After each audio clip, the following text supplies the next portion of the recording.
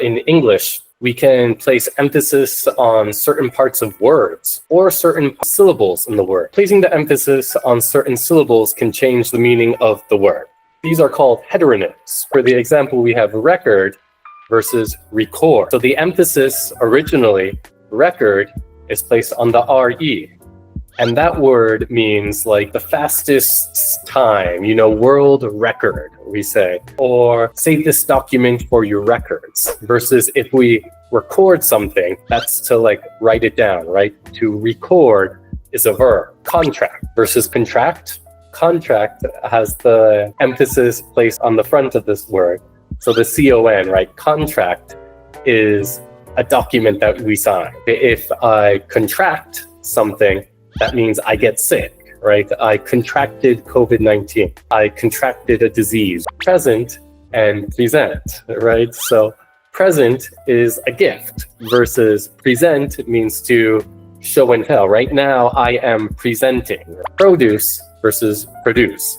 Produce is like fruit, vegetables. I went to the store to buy produce. Or I could say, I am producing a course on chalks to create something, to make something. So you might notice that for these words, usually the emphasis for the nouns, the objects, is placed at the start of the word. And then for the verbs, the actions, the emphasis is placed on the second part. That's not always true. So usually that's a rule, but we can't always follow them. So that's why it's really important to be careful with those. And beyond placing the emphasis on words, we can also the emphasis on parts of a word and completely change the meaning of a sentence. So if I have the exact same sentence written down, but the emphasis is placed in 3 different areas. So the first one, I didn't say Joe made a mistake. When I put the emphasis on I'm pointing out me. So that means I didn't say Joe made a mistake. I mean someone else said Joe made a mistake, right? So Joe still made a mistake. It's just I wasn't the one that said he made a mistake. Or he might have not made a mistake, but I didn't say it. That's the important thing. Someone else said it. But if we place the emphasis on another word, for example, didn't. I didn't say Joe made a mistake. That means I said something else, right? I didn't say Joe made a mistake. I said Joe did a great job is maybe what I mean, right? The first one, where we have the emphasis on I, that means someone else did it.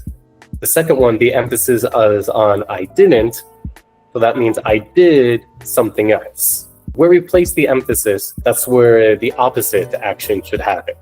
So for our third sentence, I didn't say Joe made a mistake. So when we place the emphasis on Joe, that means he didn't make a mistake, but someone else did.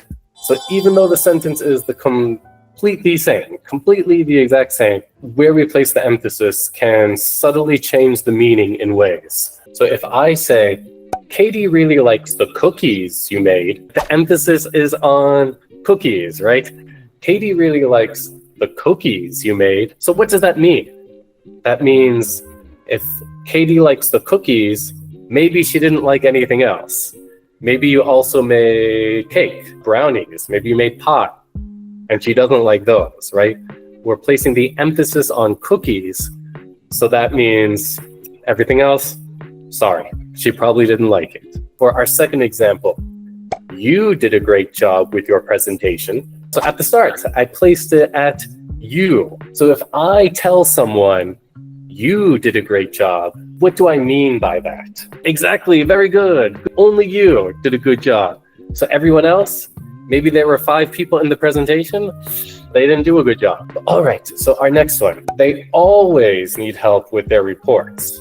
Where is the emphasis for this sentence? The answer is always. So this one is a little bit more tricky. If I say, they always need help with their reports, that means kind of complaining, right? I'm placing the emphasis on always to say every time it's wrong. And the last one, this is kind of a sad sentence. He hit the dog with a stick. If we put the emphasis on stick, that means he didn't hit the dog with a water bottle. right? He didn't hit the dog with a car, emphasizing the tool. So it was a stick, it wasn't something else. So again, with all these sentences, I could have placed the emphasis in a different part and it could have meant something else. So for our first example, right, I could have said, Katie really likes the cookies you made. If I put the emphasis on Katie, that means maybe Amber, maybe Rebecca, maybe Steven, they didn't like the cookies. If I said, you did a great job with your presentation, if I put the emphasis on presentation, that means maybe the report you submitted afterwards, though, wasn't so great. You know, your daily tasks, not great, but the presentation was good. If I say they always need help with their reports, that means other things, they're fine. They don't need help with anything else, but it's just the reports. Or even if I say he hit the dog with a stick, I put the emphasis on hit. So that means you use the stick to hit the dog, not to play with it. So literally changing the emphasis can give a whole new meaning to the word, which can be very challenging. And it's something important that we work on if we want to really develop these advanced skills.